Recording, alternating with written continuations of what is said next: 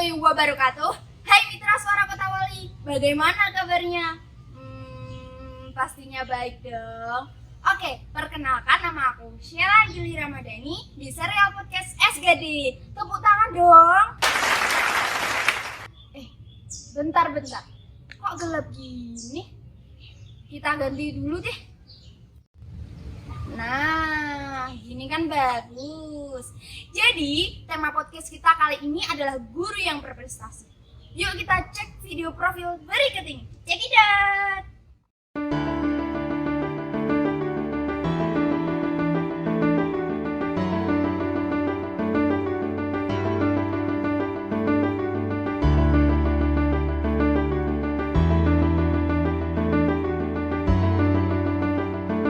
Seorang guru inovatif bernama lengkap Husnul Khotimah SPD MPD.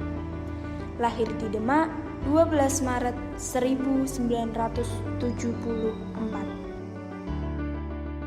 Ia adalah anak kedua dari dua bersaudara. Beliau menyelesaikan gelar S1-nya di UNES dan gelar S2-nya di UT. Sekarang beliau menjadi guru matematika di SMP Negeri 3 Demak. Selain aktif mengajar, beliau juga aktif menulis. Guru yang memiliki hobi traveling ini aktif dalam olimpiade. Di antaranya, guru berprestasi tingkat kabupaten tahun 2014, juara harapan 2 pembuatan media pembelajaran interaktif tingkat provinsi tahun 2014, finalis Lomba Inovasi Pembelajaran Tingkat Nasional tahun 2015, 2017, dan 2018. Selain aktif mengikuti olimpiade, beliau juga aktif menjadi penulis. Di antaranya, buku dengan judul Lingkaran Bersudut tahun 2018 dan buku Fokus AKM tahun 2020. Nah, sekarang kan kita sudah tahu siapa yang kita wawancarai kali ini. Sebelum itu, kita harus mematuhi protokol kesehatan dulu ya, guys.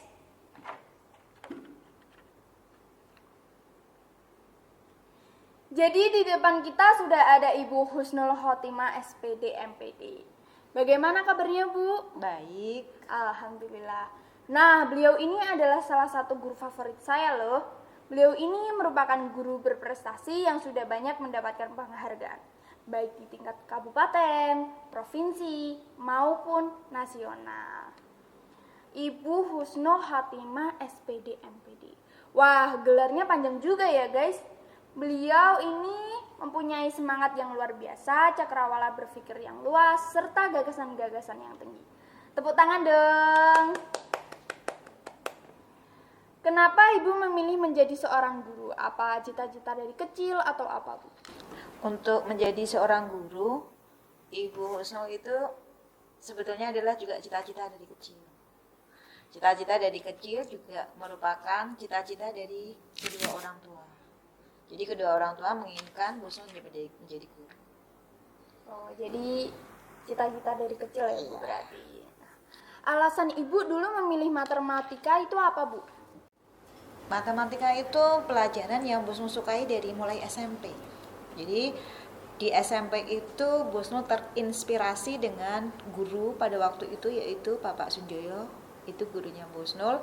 Kemudian juga terinspirasi di SMA, itu Bu Hartini, guru matematika di SMA 1 Demak. Jadi terinspirasi dari guru-guru tersebut sehingga menginginkan Bu Husnul untuk menjadi seorang guru matematika. Jadi tertarik gitu ya, Bu. Nah, saya penasaran nih, Bu. Ceritakan dong, Bu, pengalaman yang mengesankan ketika Ibu menjadi seorang guru. Pengalaman yang sangat berkesan saat Bu Husnul menjadi seorang guru itu adalah yang pertama kali Bu Husnul itu menemukan seorang siswa, seorang peserta didik itu yang dia itu menghitung tanpa menggunakan coret-coretan. Jadi itu yang paling berkesan dari Bu Husnul selama mengajar. Jadi mungkin hanya sedikit saja, tidak banyak. Itu hanya beberapa yang menemukan itu menghitung. Dia itu menghitung untuk menjawab soal-soal matematika itu tanpa menggunakan orang-orang, tapi jawabannya betul. Wah, juga ya, keren Bu. juga. Sampai Bu Sul juga bertanya, bagaimana caranya ya kamu kok bisa menyelesaikan soal itu tanpa ada coretan sama sekali dan jawabannya itu betul. Sampai Bu Sul malah berguru kepada anak tersebut. Ya, itu sangat berkesan sekali sampai sekarang. Sampai anaknya tuh saya ingat-ingat betul. Karena dia juga merupakan inspirasi dari inspirasi Bu Sul juga. Kenapa kok bisa seperti itu gitu kan, sampai tanya caranya gimana, malah Bu Sul yang bertanya. Nah, itulah sangat berkesan sekali. Jadi guru itu jangan malu untuk bertanya, karena itu juga merupakan suatu pengetahuan, suatu ilmu juga. Ya akhirnya bisa Bu Sul ceritakan juga kepada peserta didik yang lain. Ini loh, ada cara yang bisa diterapkan. Bagaimana cara untuk memahami suatu konsep, menghitungnya tanpa harus menggunakan, dan itu tepat jawabannya. Jadi ada see and imagine. Jadi melihat dan nanti membayangkan sebentar dan ketemu jawabannya. Nah, suka dukanya menjadi seorang guru itu apa, Bu?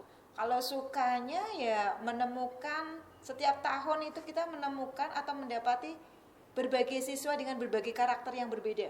Itu sangat menyenangkan sekali untuk seorang guru. Itu merupakan hiburan bagi kita, di mana kita sudah pernah di rumah, kita ketemu dengan anak-anak dengan berbagai karakter, dengan berbagai versi, dengan berbagai kepribadian. Itu yang sangat menyenangkan sebagai seorang guru. Namun juga yang yang paling berkesan, yang dukanya seorang guru matematika itu, jika guru sudah memberikan pemahaman, bukan hanya 1 kali, 2 kali, sampai sering sampai 4 kali, 5 kali, tapi anak tersebut masih belum paham-paham, itu yang duka dari seorang guru matematika. Karena kita sudah menjelaskan dan juga memberikan kesempatan untuk bertanya, tapi anak-anak tidak mau bertanya. Itu yang membuat sebagai guru, ini loh kok nggak mau bertanya ya, kenapa? Atau yang padahal peserta didik itu tidak paham dengan materi yang disajikan, kok tidak mau bertanya. Ini kenapa? Apakah takut dengan gurunya, ataukah tidak paham dengan materinya? Kalau tidak paham ya bertanya. Nanti kan guru akan menjelaskan kembali.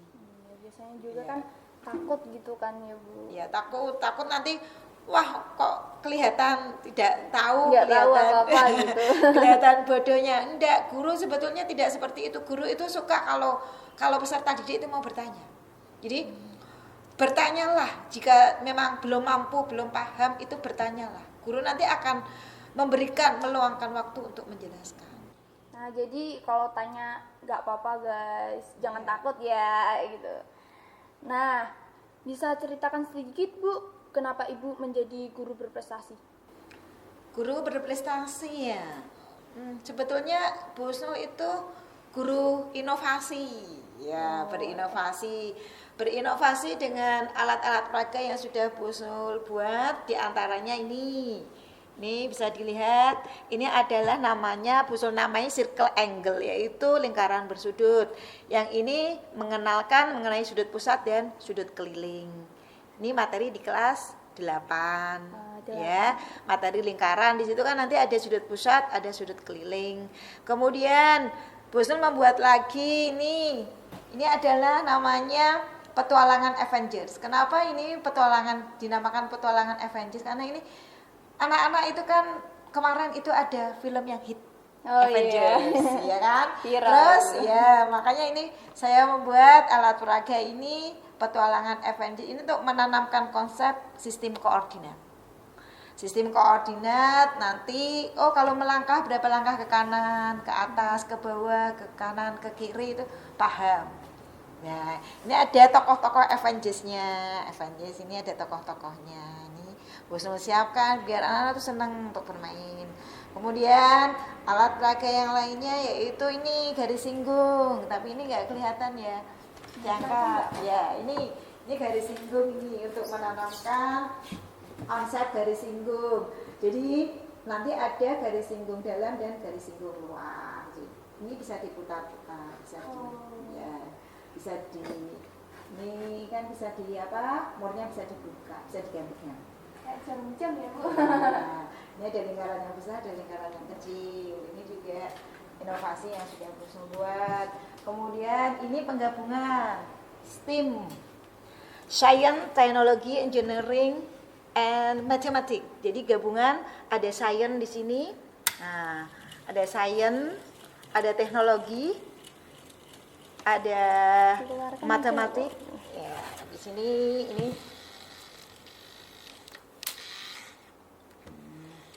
Nah, ini gabungan namanya STEAM. STEAM yaitu Science, Teknologi, Engineering, and Mathematics. Jadi nanti anak-anak tuh bisa memahami mengenai sains, ilmu pengetahuan. Kemudian di situ ada engineering, ada mekaniknya. Di sini menggunakan baterai. ya, ini ada batu, ada ini ada kok bisa berputar. Ini yang matematika yang mana? Ini ada garis singgungnya, kok bisa berputar. Ya kan? Nah, bisa dimatikan, bisa dihidupkan. Ini banyak-banyak inovasi yang Bu Husnul buat. Kalau ini Bu Husnul menggunakan barang-barang yang sudah tidak terpakai. Ini untuk menentukan jaring. Untuk menentukan apa ini kerangka, balok, kubus, prisma itu. Jadi contoh-contoh dari inovasi yang sudah Bu Husnul buat. Ibu ini kan juga sebagai penulis. Ya. Terus apa sih Bu yang membuat Ibu ingin menulis? Oh, ya ini dari hasil inovasi-inovasi ini. Inovasi ini sebenarnya kan kemudian saya terapkan dalam pembelajaran. Dan anak-anak mempraktekannya. Ini tidak hanya satu, karena yang di sini dipamerkan hanya satu, sebetulnya Bu Husnul membuat 6. Ya, banyak juga ya Bu. membuat 6. Jadi nanti ini 6 itu dipraktekkan oleh peserta didik setiap kelompok. Setiap kelompok bagaimana dia bisa menerapkan konsep sudut pusat, sudut kelilai. Itu nanti Bu Husnul tulis. Bu Husnul tulis, Bu Husnul apa pembelajaran yang Bu Husnul terapkan di kelas, apa yang dilakukan peserta didik, apa metode apa yang Bu Husnul gunakan dalam pembelajaran, Bu Husnul tulis dalam suatu karya inovasi. Kemudian dari tulisan itu Bu Husnul buat buku. Gitu. Jadi Iya. pengalaman gitu ya Bu. Iya. Nah, menurut Ibu sendiri tuh menulis itu apa? Menulis itu adalah gagasan atau ide yang ada dalam pikiran kita dituangkan dalam bentuk tulisan. Itu menulis menurut Bu Husnul ya. Menurut Bu Husnul adalah suatu gagasan atau suatu kejadian, suatu apa yang kemudian dituangkan dalam bentuk tulisan. Itu menulis. Jadi apa saja silakan. Nanti untuk siapa ini? Saya lagi ya. Silahkan kegiatan yang dilakukan setiap hari bisa ditulis di dalam buku, kemudian bisa dibuat suatu novel atau cerita pendek. Lah Bu Husnul menulisnya adalah inovasi-inovasi alat peraga ini. Alat peraga ini misalkan yang digunakan apa saja, yang dibutuhkan apa saja, terus bagaimana membuatnya. Nah ini peserta didik Bu Husnul ajarin bagaimana cara memasangkannya. Walaupun seorang wanita harus bisa bagaimana menerapkan membuat seperti ini. Tidak hanya kita bergantung kepada kaum pria, jadi wanita pun bisa membuat suatu karya-karya seperti ini. Apalagi sekarang zamannya sudah modern. Nah, inovasi-inovasi ini yang membuat nanti pembelajaran di kelas itu menjadi menyenangkan. Matematika itu tidak menjadi pelajaran yang membosankan, tapi menyenangkan. Bagaimana menanamkan konsep dengan menggunakan alat-alat peraga yang nyata. Seperti itu. Mudah tertarik gitu ya Bu. Iya. Nah, ketika Ibu menulis, rintangan apa aja yang Ibu alami Bu? Ya, namanya menulis pasti banyak rintangannya ya. Rintangan salah satunya itu di saat kita sudah di tengah perjalanan menulis, kemudian hilang moodnya, hilang. Ya, apa itu namanya, inspirasinya langsung hilang semua. Lupa. Itu namanya juga manusia kan.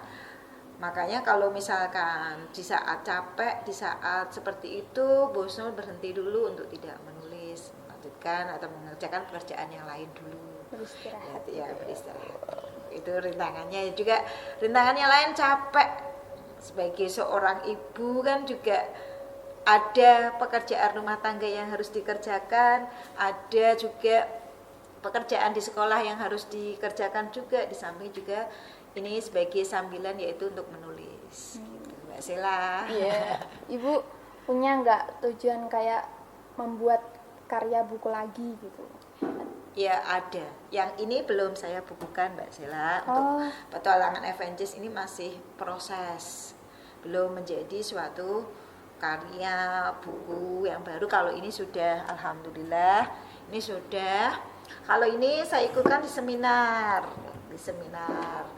ya, tapi masih belum berhasil, masih hanya sebagai peserta, belum memberikan apa itu prestasi, gitu kan. Tapi setidaknya saya sudah berperan serta mengikuti seminar nasional. Kemudian yang masih proses yaitu ini tadi, petualangan Avengers masih proses untuk pembuatan, untuk menulis. Semoga bisa ya, Ya, Bu, iya. selesai gitu, terus naik juga, terkenal gitu. Nah, pesan yang ingin Ibu sampaikan untuk generasi muda sekarang tuh apa, Bu? Untuk pesan untuk semuanya ini, untuk generasi muda yang ada di SMP 3 di Kabupaten Demak di Jawa Tengah, yaitu belajar dan berinovasi.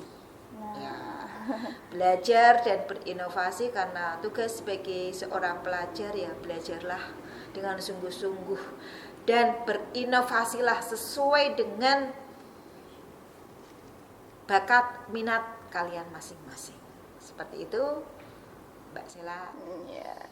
Nah, untuk generasi muda sekarang kita harus mencontoh Ibu Husnul ini ya. Dan ingat pesan Bu Husnul untuk selalu belajar dan berinovasi di bidang kalian sendiri. Oke, terima kasih ya Bu Ya. sudah menjawab. Sama-sama. Mitra Suara Kota Wali, selain Ibu Husnul ini kita juga mempunyai guru berprestasi lainnya. Yuk kita simak video profil berikut ini. Check it out.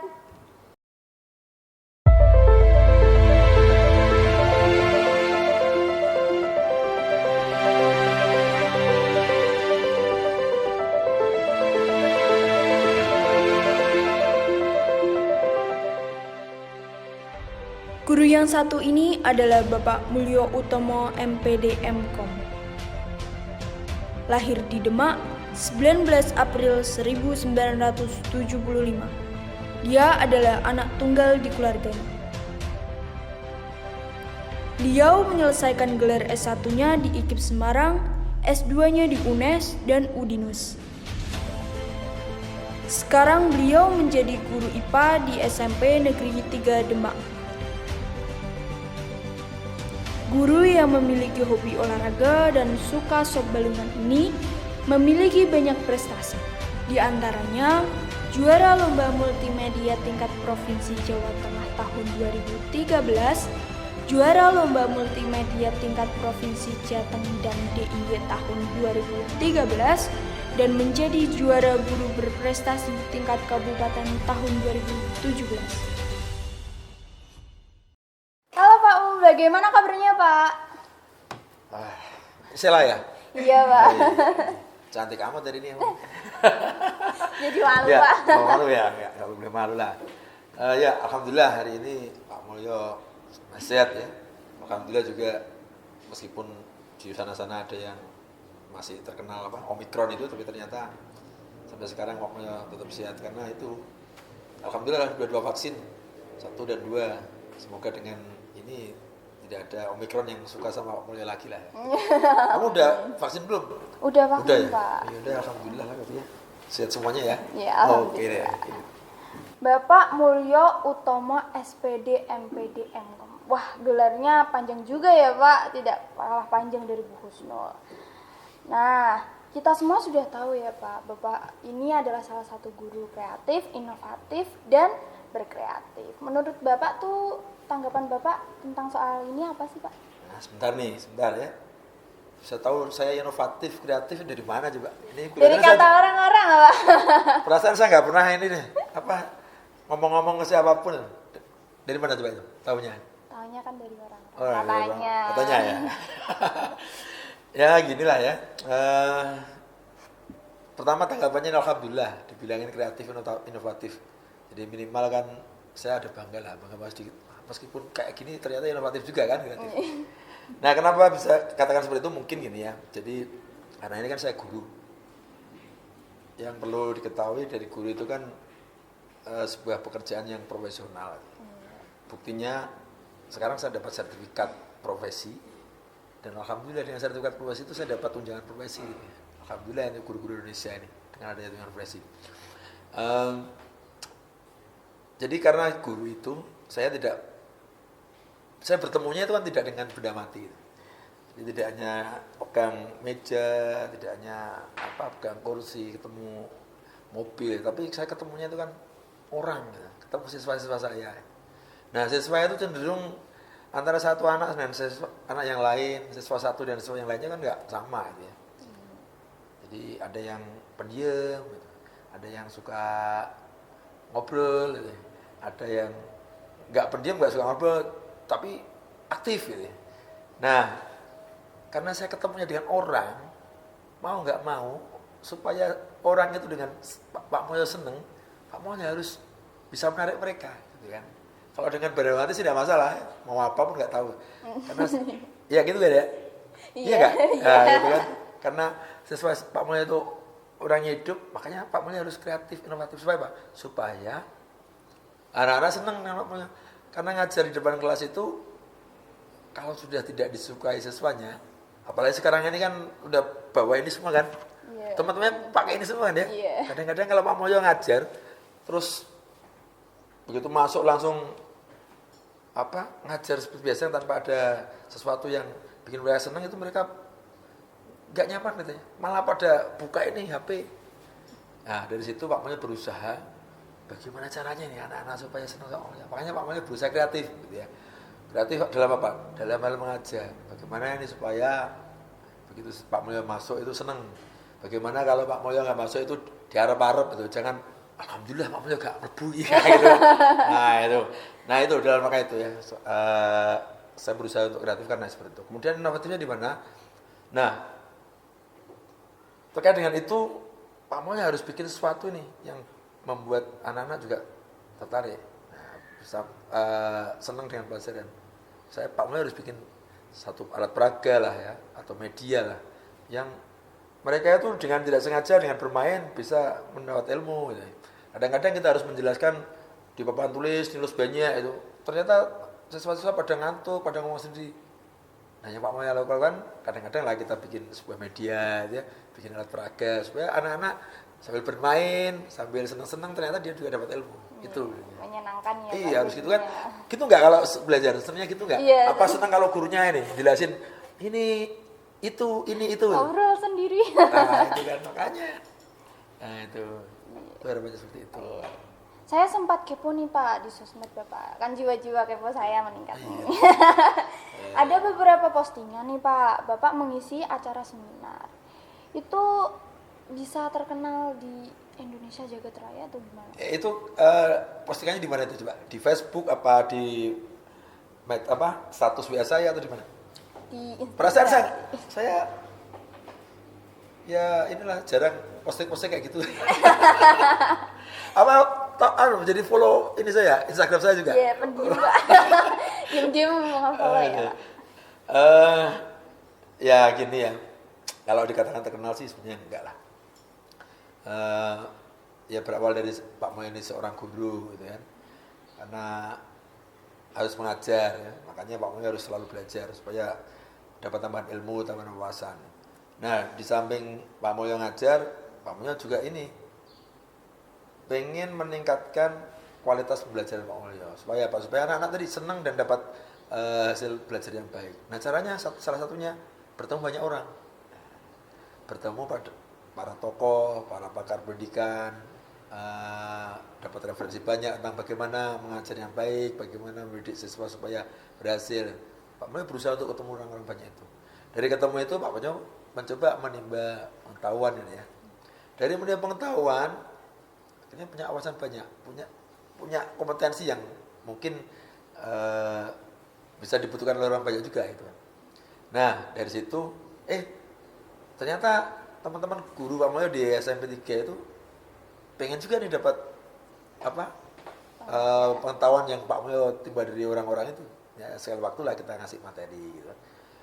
Setelah tahu teman-teman SMP ternyata banyak juga yang senang, akhirnya juga cerita-cerita ini ke orang lain ya.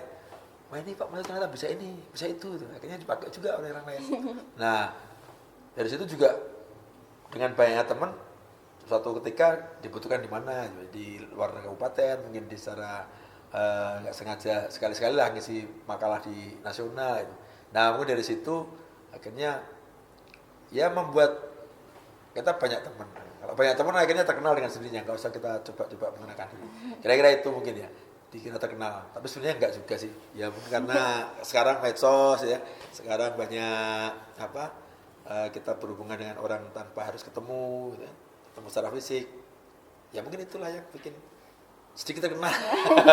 Nggak terkenal banget lah, enggak lah. Gitu. Sosial ya Pak. Ya, itu saya kira Mbak Sila gitu. Jadi Anda juga gitu besok. Jangan hanya kalau jadi sekolah itu jangan cuma temennya itu aja. Ya sekali-sekali inilah ngetek Pak Menteri lah ya, atau Menteri Pendidikan atau siapapun pengusaha atau para entrepreneur sukses. Enggak apa-apa itu. Begitu kita follow atau kita tag itu, kita kan akhirnya tahu suatu saat beliau itu posting kan kita, ini Pak Menteri lagi posting apa ini. Nah, gitu belajar. Nah, otomatis ada rasa percaya diri pada diri kita. Nanti Mbak Sila jadi orang besar nanti. Gitu ya. Iya, jangan cuma temannya hanya teman satu kelas, jangan dilebarkan lagi ya. Kabupaten, teman lain sekolah. Syukur-syukur tadi ada orang-orang yang berhasil ya, tokoh-tokoh. Itu bisa bikin ini semangat pada Mbak Sila dan teman-temannya. Itu. Percaya diri ya, Iya, itu kan. Nggak, sekarang temennya banyak hanya anak SMP 3 atau banyak sekolah yang lain nih. Sekolah lain banyak. Banyak juga ya. Iya. Yang ngobrolin apa itu? Kalau pas ngobrol. Ngegibah Pak. Nah ini yang perlu ngegibah tapi harus positif ya. Iya. Itu dong ya. Boleh lah ngegibah sekali-sekali tapi Ya, cerita soal milenial sekolah. iya deh. Itu. Bagaimana sih Pak caranya agar bisa menjadi Bapak ini yang selalu sukses dalam setiap pekerjaan dalam pendidikan? Ini pertanyaannya banyak banget ya orang-orang. Sukses dan apa tadi? Sukses dan dalam pendidikan dan ini ya. Ya pada titik ini Pak Mulyo sangat bersyukur sekali. Kalau diceritakan sih Pak Mulyo itu kan lahir tahun 75, jadi udah tua nih. Kelihatan masih muda nggak? kelihatan muda Pak. Masih udah tua nih, tahun 75 lahir kan. Pada zaman itu orang masih listrik aja belum sampai di Pak Mulyo waktu itu ya. Nah, mungkin karena dari kondisi saat itu yang memang kurang sejahtera dibanding sekarang lah ya. Ada semangat. Bagaimana caranya ini hidup saya supaya enak gitu. Nah, terus kita ngalir sekolah SD, ikut SD, SMP, SMA dan Pak Mulyo pernah baca ini buku ya. Enggak tahu itu. Mungkin itu karena petunjuk Allah SWT ya, pernah baca buku. Itu yang artinya ini. Kalau kamu ingin derajatnya tinggi, kamu harus belajar. Intinya itulah ya. Zamannya mungkin Pak Mulyo nggak hafal ya, cuma intinya itu. Allah itu akan menaikkan derajat seorang lebih tinggi. Itu kalau dia mau belajar. Berusaha ya belajar. Makanya Pak Mulyo, bagaimana cara Pak Mulyo harus semangat belajarnya? Harus sukses dari belajar.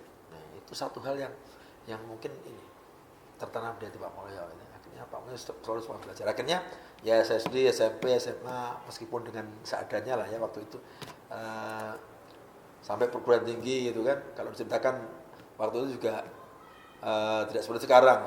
Uang saku aja pas-pasan kan. Saya kira juga sama lah semua orang waktu itu seperti itu rata-rata. Nah akhirnya alhamdulillah juga pada waktu Pak Mulyo sudah ngajar nih, kebetulan ngajarnya waktu itu senang-senang browsing ada. Nah kenapa ini cerita ya, kenapa Pak Mulyo punya gelar M.Com itu kan? Yeah. Kalau biasanya kan S1 kemudian S2, setelah itu S3. Nah, Pak Mulyo kenapa S2-nya 2 ini? Karena tahu-tahu Pak browsing itu ada penerimaan beasiswa, ya Pak Mulyo coba masuk itu. Nah diterima, alhamdulillah akhirnya bisa kuliah lagi di komputer itu, gratis. Bisa gitu ya. Jadi informasi ternyata penting. Di samping kita semangat belajar juga cari-cari informasi. Siapa tahu ada beasiswa yang bisa mendukung kita untuk belajar. Nah, alhamdulillah itu. Nah itu sukses pendidikan seperti itu. Ya supaya pendidikannya berhasil tadi itu memang harus semangatnya luar biasa. Tidak boleh, ya bolehlah kadang main tapi harus ingat waktu. Itu kalau kamu game ya jangan seneng game enggak toh kalau cewek enggak seneng game ya. Senengnya apa? Ya, baca novel. Novel. Bolehlah baca novel bagus itu ya. Cuma harus ingat waktu juga. Pas waktunya belajar, pas baca novel. Senengnya novel apa nih? Novel fiksi. Oh, fiksi. Fiksi apa yang non fiksi? Kalau novel pasti fiksi ya. Iya. Ya, itu sebenarnya di pendidikan. Kalau sukses di pekerjaan ya karena guru suksesnya mungkin seperti ini ya. Guru yang karena profesional punya tugas dari merencanakan, kemudian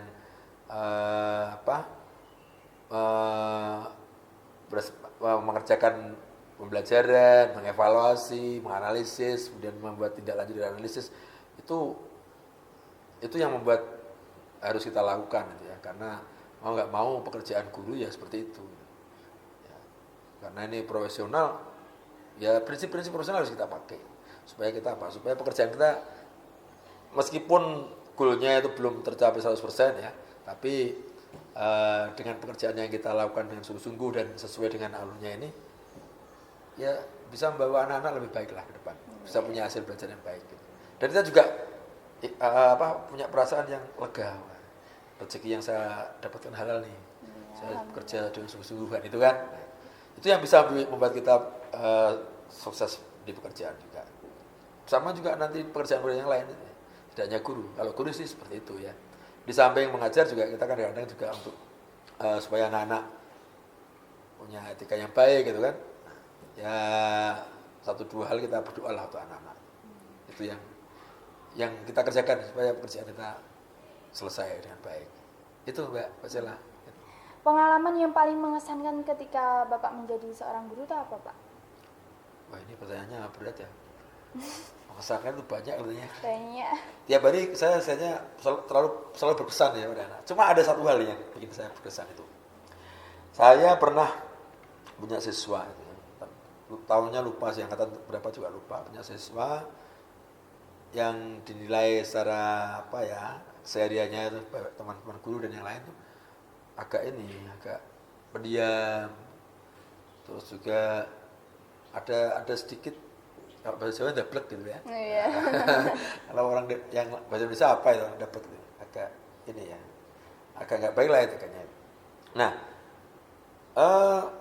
suatu saat saya ngajar kelasnya, sempat saya bilangin, sempat saya kasih masukan, ternyata dia mau berubah dari waktu ke waktu. Waktu itu waktu kelas 1 waktu ya. Kelas 1 berarti sebelum ini ya, agak lama tahunnya. Kelas 1, saya masih amati kelas 2, kelas 3 sudah perubahan. Nah, itu membuat saya terkesan. Itu.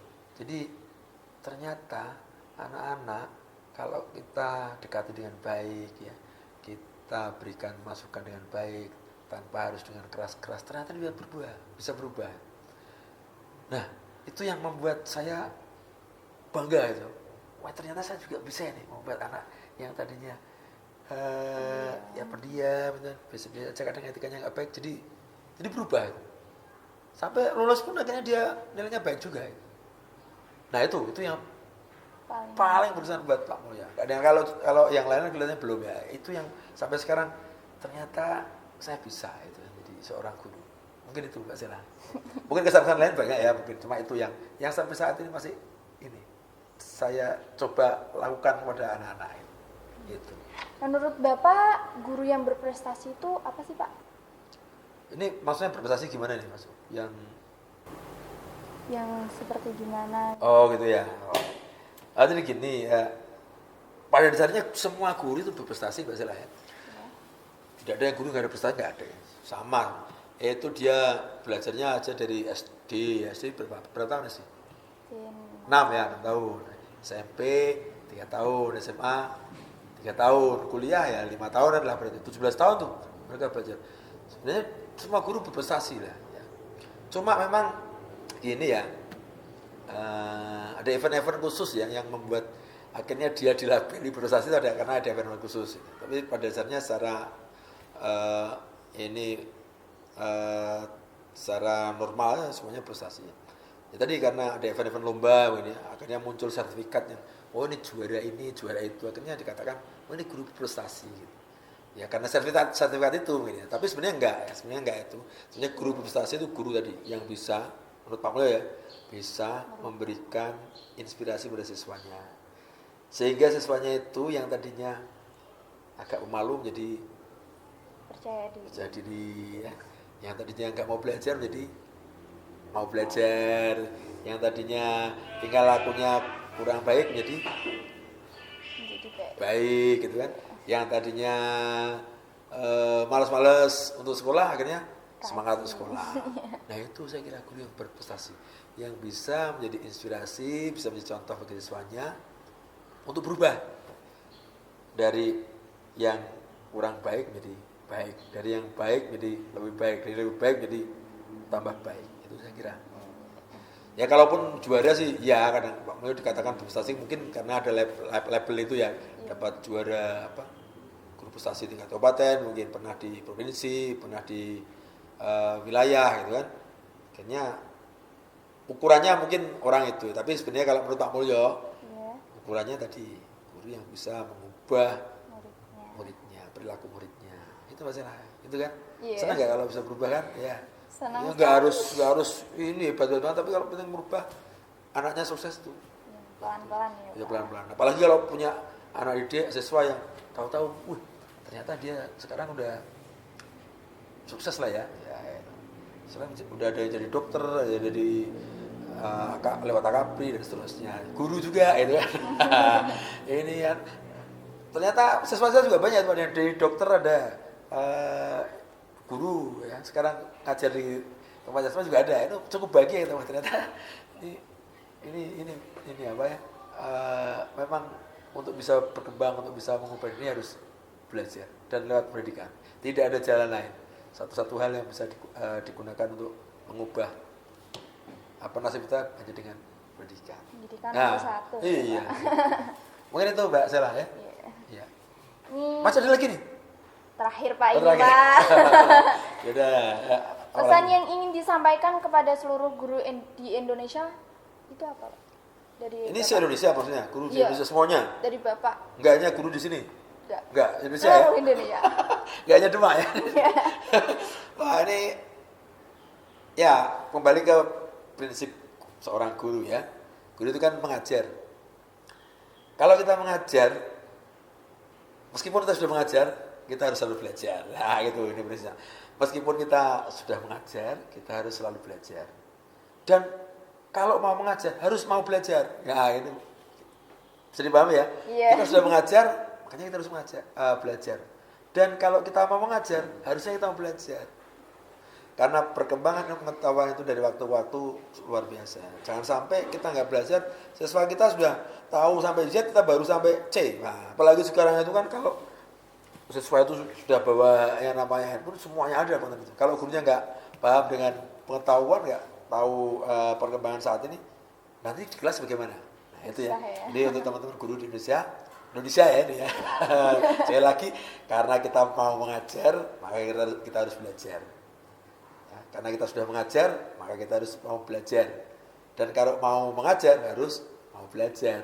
Nah itu satu hal. Dua hal, bersemangatlah teman-teman guru Indonesia, karena dengan Bapak Ibu guru semua, masa depan bangsa ini dipertaruhkan. Karena salah satu penjaga moral bangsa adalah Bapak Ibu guru. Saya kira itu. Selesai? Iya, terima kasih ya Pak. Iya, luar biasa. Tangan dong. Ya. Terima kasih. Jadi yang saya ingin tahu, jadi udah tahu gitu loh semuanya. Ya. Oke Mitra Suara Kota Wali, akhirnya kita sudah ada di penghujung acara. Saya selaku host berterima kasih dan meminta maaf bila ada kata-kata yang kurang berkesan. Jadilah cerdas generasi bangsa Indonesia. Wassalamualaikum warahmatullahi wabarakatuh.